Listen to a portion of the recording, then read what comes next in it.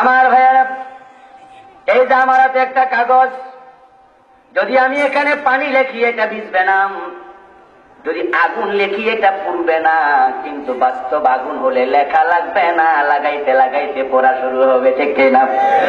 বাস্তব পানি হলে লেখা লাগবে না, লাগাইলে ভিজতে শুরু হয়ে যাবে। বাস্তব ইমানের রাস্তায় যারা চলে, নবীদের মতো মাইর খেতে আর দেরি লাগে না। দেখেন নাই 5 মে শাপলা চত্বরে কেমনে খাইছেন? আমার ভাইয়েরা 13 দফা দাবি নিয়েছিলেন। ওই 13 দফা দাবির মাঝে রাষ্ট্র ইসলামের আলোকে চালা, ওই দাবিটা কিন্তু ছিল না।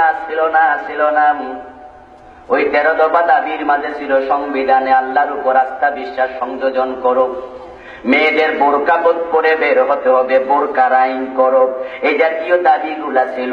কিন্তু সবচেয়ে বড় দাবি যেটা, লা ইলাহা ইল্লাল্লাহ, আল্লাহ ছাড়া কাউকে মানি না, ইনিল হুকমু ইল্লা লিল্লাহ, আল্লাহ ছাড়া কারো আইন নাই, আলা লাহুল খালকু ওয়াল আমরু, সৃষ্টিকার আইন তার। ওই ছোট ছোট 13 দাবি কইরা গুলি খাইলেন, আর বড় দাবি লইয়া সামনে যায়া দেখেন কেমনে ফাঁসি দেয়া শুরু করে। কথা বুঝেন নাই? ওই 13 দফা দিয়া এ বন্ধু ধাক্কা কারে কয়, ঠেলা কারে কয়, আলেমরা কিছু টের পাইছে। এখন বন্ধু 13 দফাওয়ালারাও নাকে তেল দিয়া ঘুমাইতেছে। আমরা কোরআনের পক্ষে হক কথা বলেছি যুগ যুগ ধরে, এবং আমরা গুলি আগেও খেয়েছি, এখনো খাচ্ছি, সামনেও খাওয়ার প্রিপারেশন আছে। রক্ত আমরা আগে দিয়েছি, বর্তমানে দিচ্ছি, সামনেও দেব।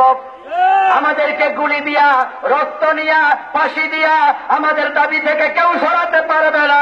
অন্য বেড়ালের মতো গড়ে রশি লাগে টানলেও আমরা আমাদের ইমানের দাবি থেকে 1 ইঞ্চিও সরব না।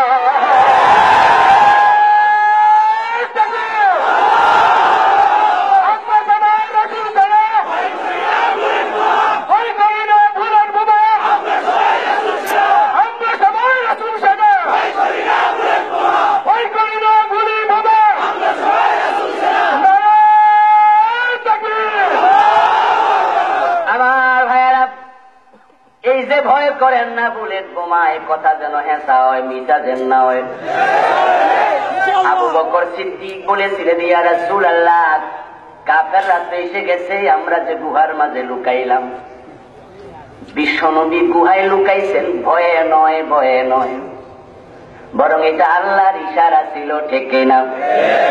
কারণ তিনি যদি ভয়ে লুকাতেন তাহলে লা তাহজান এই শব্দটা ওনার মুখে আর মানাইতো না। আবু বকর বলতেছে, ইয়া রাসূলুল্লাহ, আমরা তো গুহায় লুকাইলাম, কিন্তু কাফেররা এসে গেছে, পায়ের দিকে তাকাইলে আমাদের চেহারা দেখে ফেলবে।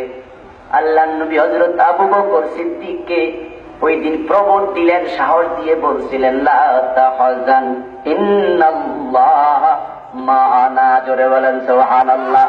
আবু বকর দুশ্চিন্তা করো না, আল্লাহ আমাদের সাথে আছেন, ঠিক না? ঠিক আমরা যারা এখন বলতেছি ভয় করি না বুলেট বোমা, এই চিন্তা নিয়ে বলা লাগবে।